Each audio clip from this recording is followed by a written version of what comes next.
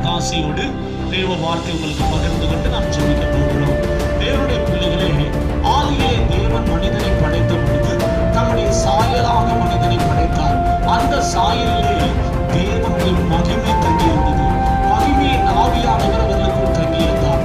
ஆனால் கர்த்தர் என்ன சொன்னார் என்றால், அந்த தோட்டத்திலே நன்மை தீமை அறியக்கூடிய மரத்தை கனியை கர்த்தர் வைத்திருந்தார். இதை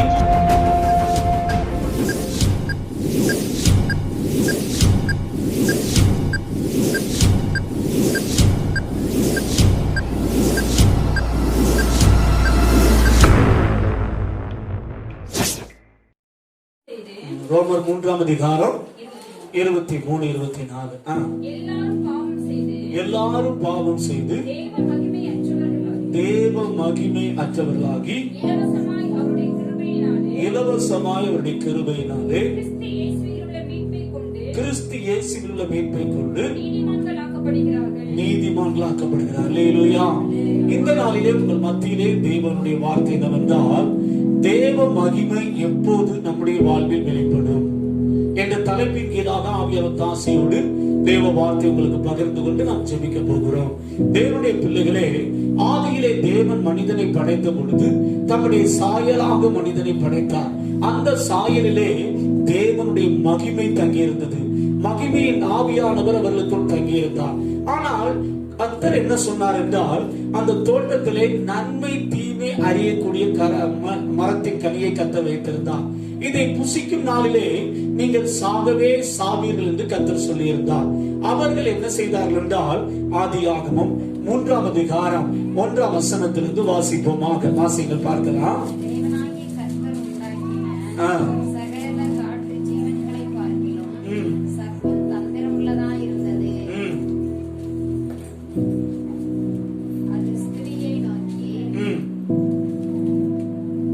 அது ஸ்திரியை நோக்கி, நீங்கள் தோட்டத்தில் உள்ள சகல விருட்சங்களின் கனியையும் புசிக்க வேண்டாம் என்று தேவன் சொன்னது உண்டோ என்றது.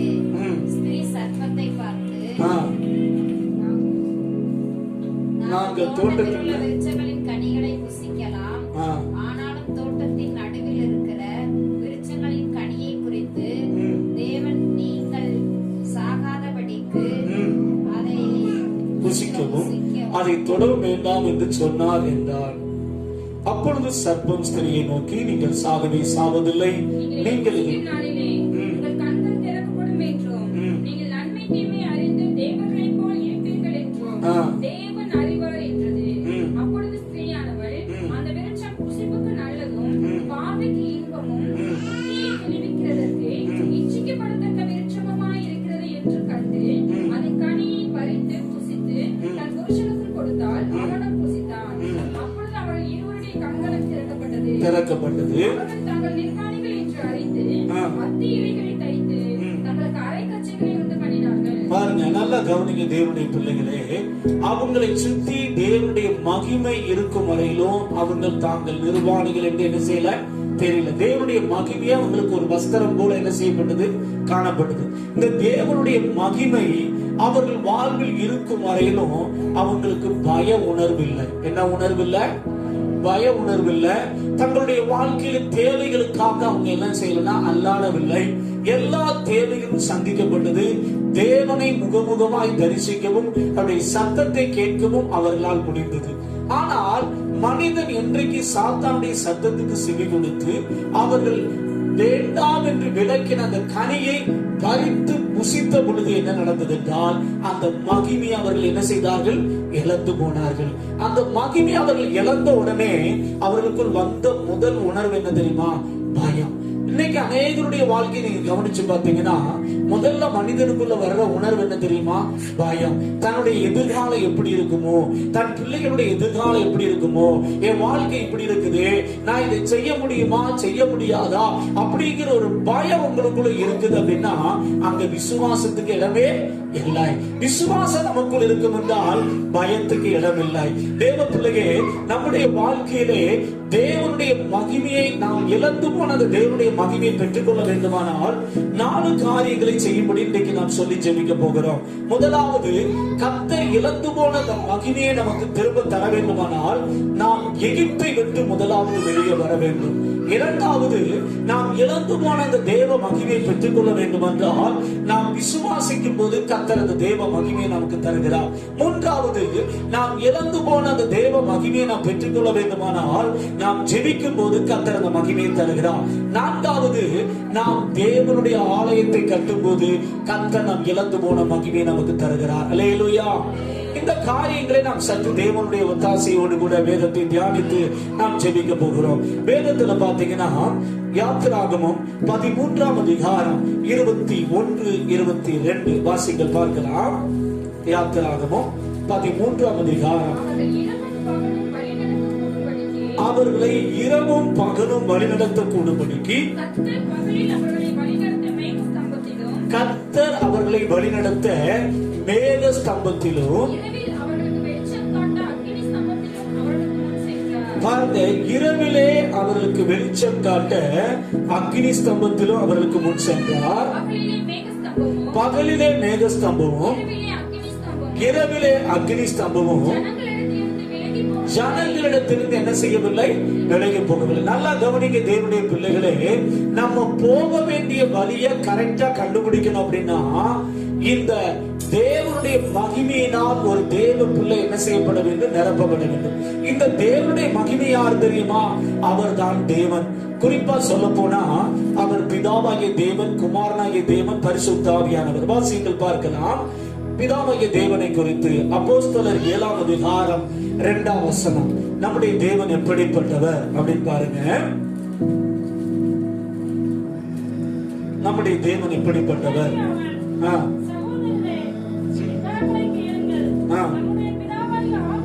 நம்முடைய பிதாவாகிய ஆபிரகாம் காரானூரிலே குடியிருக்கிறதுக்கு முன்னமே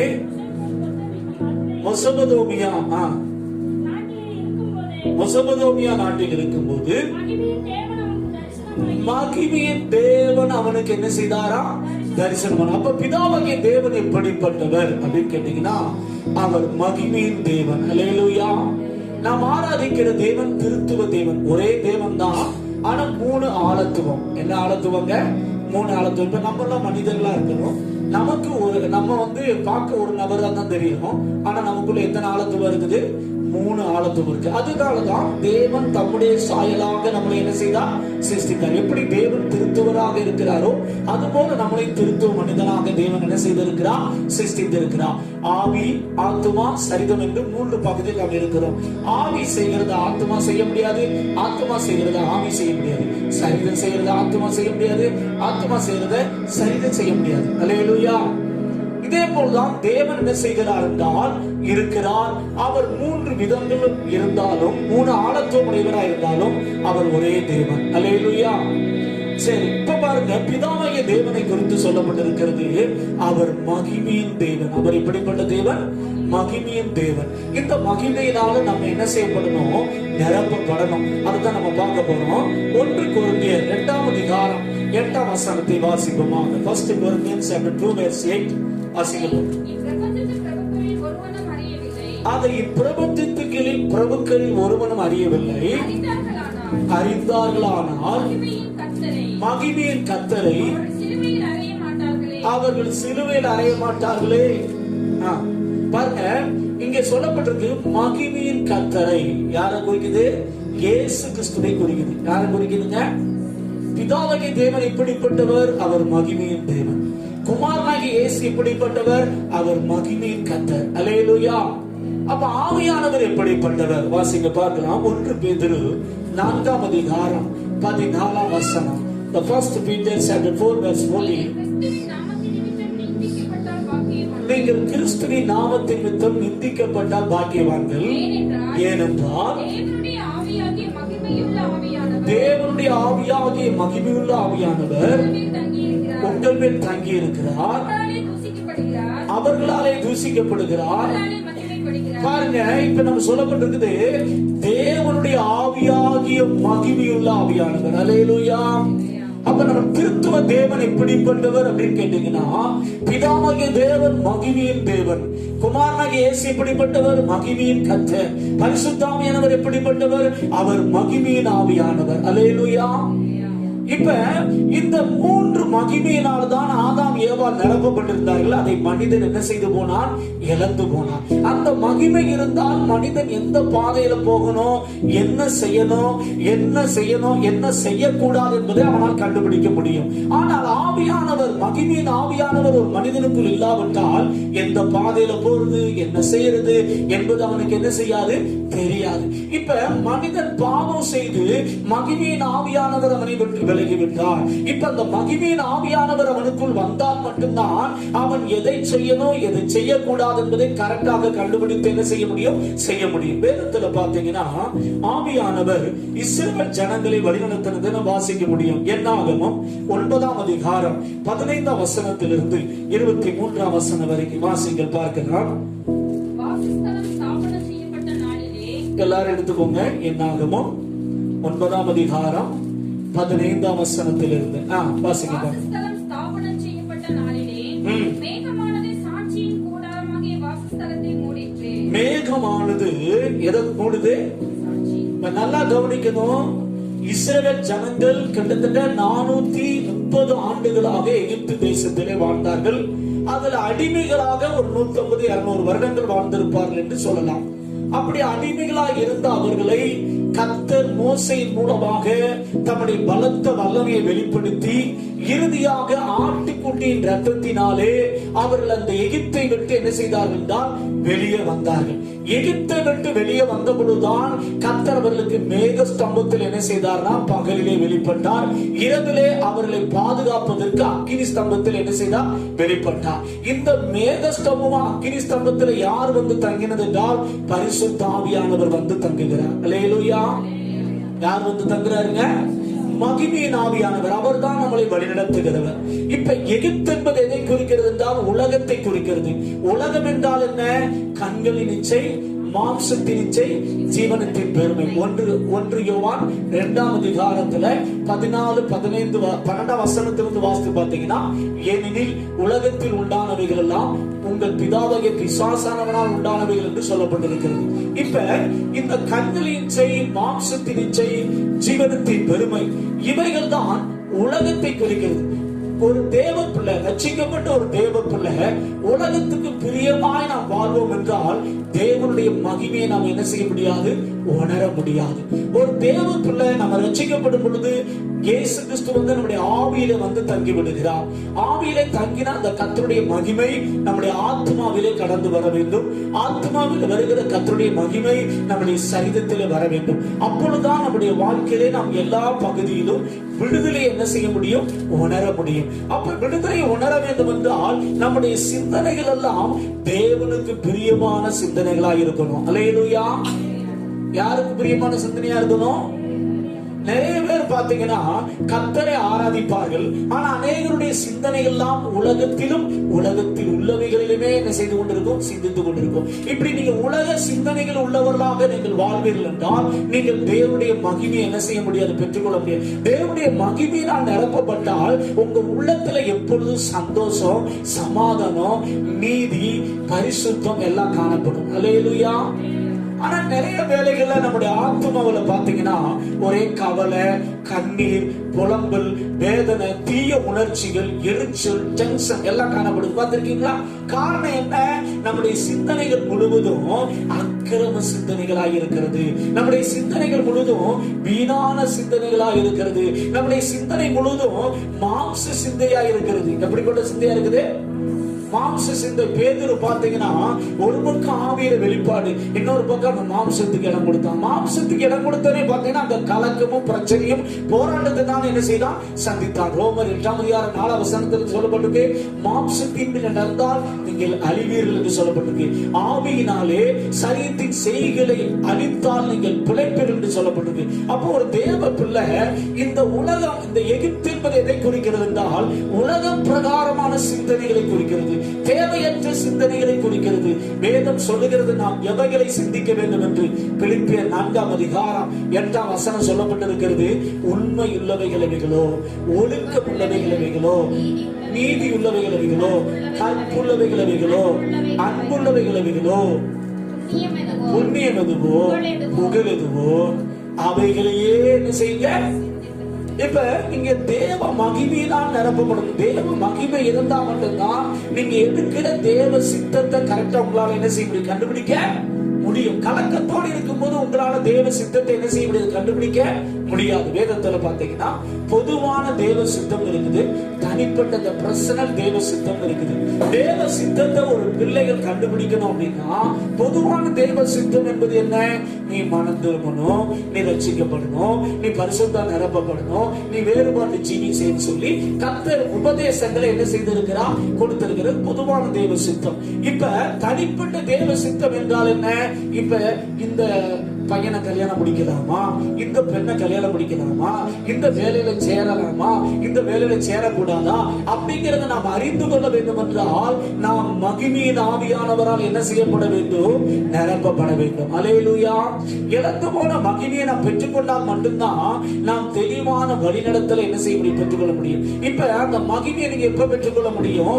ஒவ்வொரு நாளும் ஒரு தேவ பிள்ளை எகிப்தை விட்டு திரும்ப வேண்டும். எதை விட்டு திரும்பணும்?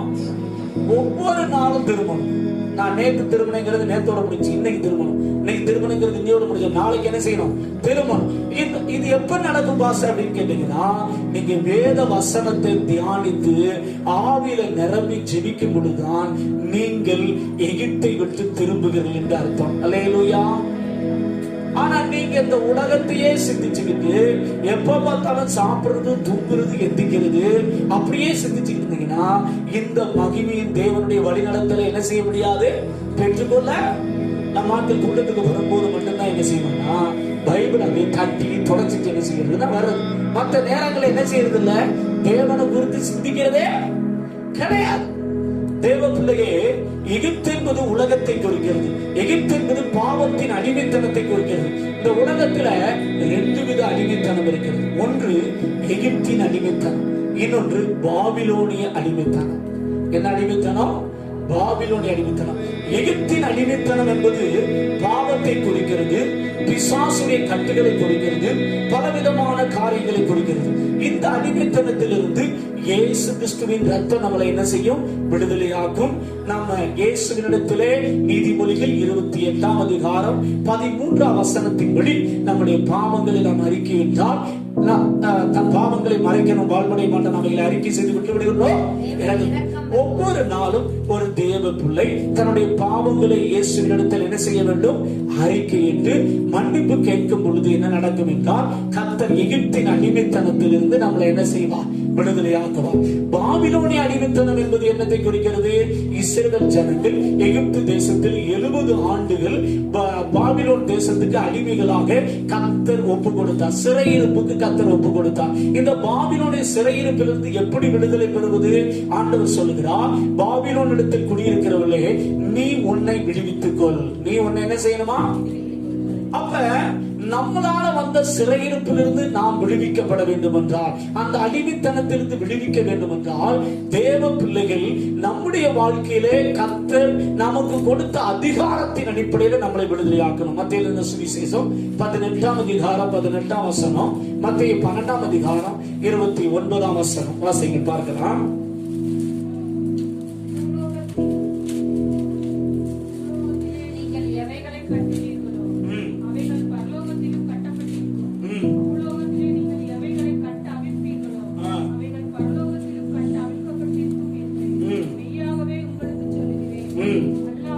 அல்லாமலும் 2 பேர்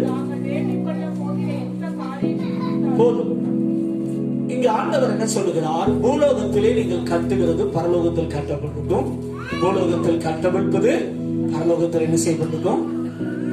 மத்தேயு 12ஆம் அதிகாரம் 29 வாசத்தை பார்த்தீங்கன்னா, பலவானை முந்தி கட்டினால் ஒழிய பலவானுடைய வீட்டுக்குள் ஒருவன் புகுந்து உடைமைகளை எப்படி கொள்ளையிடக்கூடும்? கட்டினானே ஆகில் அவன் வீட்டில் கொள்ளார். பலவான் என்பது பிசாசை குறிக்கிறது. பலவானை தேவ பிள்ளைகளாகி நீங்களும் நான் என்ன செய்ய வேண்டும்? கட்ட வேண்டும். அல்லேலூயா. அப்ப பாபிலோனிய அடிமைத்தனத்திலிருந்து நம்ம விடுதலை ஆகணும் அப்படின்னா முதல்ல ஏசப்பாட்ட மன்னிப்பு கேட்டு மனம் திரும்பணும். அப்ப எகிப்தின் அடிமைத்தனத்திலிருந்து கர்த்தர் நம்மளை ரிலீஸ் பண்ணாரு. அடுத்து நம்முடைய வாழ்க்கையை சாத்தான் நம்மளை கட்டி வைத்திருப்பான். நம்ம இருக்கிற ஏரியால இருக்கிற பிசாசு நமக்கு விரோதமா போராடும், நம்முடைய பிள்ளைகளுக்கு விரோதமா போராடும். அவன் நம்மளை கட்டுவதற்கு முன்பாக நாம் அவனை கட்டி ஜெபிக்கணும். அல்லேலூயா. அப்போ ஒரு தேவ பிள்ளை என்ன செய்யணும் அப்படின்னா தினமும் எனக்கு விரோதமாக, என் குடும்பத்துக்கு விரோதமாக, என் கணவனார் என் பிள்ளைகளுக்கு விரோதமாக செயல்படுகிற பாபிலோனிய ஆவிகளை இயேசு கிறிஸ்துவின் நாமத்தில் என்ன செய்கிறேன்? கட்டுகிறேன். கட்டினா மட்டும் போதாது, அந்த பாபிலோனிய ஆவிகளை கட்டி வைத்திருக்கிற கட்டுகளை இயேசுவின் நாமத்தில் என்ன செய்கிறேன்? கட்டவிழ்கிறேன். அல்லேலூயா. நீங்க அப்படி கட்டி கட்டவிழ்க்கும் பொழுது பாபிலோனிய சிறையிருப்பிலிருந்து கர்த்தர் உங்களை ரிலீஸ் பண்ணுவார். அல்லேலூயா. ஏன் ஆண்டவர் இதை கட்ட சொல்லுகிறார்? ஏன் கட்டவிட்டு சொல்கிறார்? இதை சிலர் தப்பாக புரிந்து கொள்கிறார்கள். அப்ப பரலோகத்தில் என்ன பிசாசா இருக்குது? பிசாசை யாராவது கட்ட முடியுமா? அப்படி இப்படி தவறான உபதேசங்கள் வந்து கொண்டிருக்கிறது. அதனுடைய அர்த்தம் என்னவென்றால் வேதம் சொல்லுகிறபடி நாம எதுக்கு கட்டணும் அப்படின்னு கர்த்தர் சொல்றாருன்னா, இப்ப நம்ம ராஜபாளையத்துக்கு பிரதமர் வராருன்னு வச்சுக்கோங்க. ஒரு மாசத்துக்கு முன்னாடி வர்றாரு அப்படின்னா அதுக்கு முன்னாடி சிடி ஆபீசர்லாம் என்ன செய்வாங்க? வந்துடுவாங்க. வந்து பாத்தீங்கன்னா எந்தெந்த திருட இருக்கா, என்னென்ன இருக்கா எல்லாமே ரிசர்ச் பண்ணிக்கிட்டே இருப்பாங்க. ஒரு 2 வாரத்துக்குள்ள பாத்தீங்கன்னா போலீஸ்காரங்க எல்லாம் இறங்கிடுவாங்க. அப்ப நாளைக்கு வர்றாரு அப்படின்னா 5 அடுக்கு பாதுகாப்பு போடுவாங்க. எத்தனை அடுக்கு பாதுகாப்பு போடுவாங்க? அவர் இன்னைக்கு வர்றாரு அப்படின்னா 7 அடுக்கு பாதுகாப்பா மாத்திடுவாங்க. இப்ப என்ன நடக்கும் அப்படின்னா இதுவரைக்கும் திருடை வந்து அப்படி சுதந்திர பறவை அப்படி சுத்திக்கிட்டே இருப்போம். இப்ப இந்த போலீஸ் பாதுகாப்பு போட்ட உடனே என்ன நடக்கும் அப்படின்னா திருடை இந்த ராஜ்யபலத்துக்குள்ளதான் இருப்பான். ஆனா அவனால சுதந்திரமா செயல்பட சாத்தான் முடக்கப்படுகிறான். திருடர்கள் என்ன செய்யப்படுகிறார்கள்? முடக்கப்படுகிறார்கள். நம்ம கட்டி கட்டவிழ்க்கும் போது என்ன நடக்கும் அப்படின்னா சாத்தான் முடக்கப்படுகிறான், கர்த்தர் விடுதலை தருகிறார். அல்லேலூயா. நீங்க கட்டி கட்டவிழ்க்கும் போதுதான் ஜனங்கள் மனம் திரும்புவார்கள். ஜனங்கள் பாபிலோனிய அடிமைத்தனத்திலிருந்து என்னத்தை பெற்றுக்கொள்ள முடியும்? விடுதலையே. அல்லேலூயா. எகிப்தின் அடிமைத்தனத்திலிருந்து கர்த்தர் விடுதலை தருகிறார். பாபிலோனிய அடிமைத்தனத்திலிருந்து நீ நானும் தான் கர்த்தர் கொடுத்த அதிகாரத்தை பயன்படுத்தி விடுவித்துக் கொள்ள வேண்டும். அல்லேலூயா. நிறைய பேர் எல்லாத்துக்குமே யார் தான் விடுதலை தரணும்னு நினைக்கிறாங்க? கர்த்தர் தான் விடுதலை தரணும்னு நினைக்கிறாங்க. நம்ம ஆண்டவர் நம்ம செய்ய வேண்டிய பகுதிகளை ரட்சிக்கப்பட்ட பிறகு என்ன செய்திருக்கிறார்? வைத்திருக்கிறார். 50% நம்ம செய்ய வேண்டும், 50% யார் செய்வா? கர்த்தர் செய்வா. ஏன் நாம் கட்டும் போது பரலோகம் அதை அங்கீகரிக்கிறது. பரலோகத்திலே கிறிஸ்து நமக்கு தடையாக இருக்கிறார். அல்லேலூயா. நாம் அவருடைய சரீரமாக இருக்கிறோம். அதனால நாம் கட்டி கட்டவிழ்க்கும் போது கர்த்தர் நமக்கு ஜெயத்தை தருகிறார். அல்லேலூயா. அதனால தேவ பிள்ளையே, உன் வாழ்க்கையில பலவீனமா இருக்கா? உடனே புலம்பாக இந்த பலவீனத்தின் ஆவி என்ன செய்யணும்? கட்டி ஜெபிக்கணும். பலவீனத்தின் ஆவி என்னை கட்டி வைத்திருக்கிற கட்டுகளை இயேசுவின் நாமத்தில் என்ன செய்கிறேன்? கட்டவிழ்க்கிறேன் அப்படின்னு என்ன செய்யணும்? கட்டவிழ்க்கணும். நீங்க கட்டவிழ்த்து பாருங்க, கர்த்தர் உங்களை என்ன செய்வா? ரிலீஸ் பண்ணுவார். லூக்கா எழுதின சுவிசேஷம் 13ஆம் அதிகாரத்துல அங்க கர்த்தர் சொல்லும் போது 18 வருடமாக பலவீனப்படுத்துகிற ஒரு ஆவியை கொண்டிருந்து ஒரு சகோதரி குறித்து கர்த்தர் சொல்லுகிறார். ஆண்டவர் அவளை பார்த்து சொல்லுகிறார், இதோ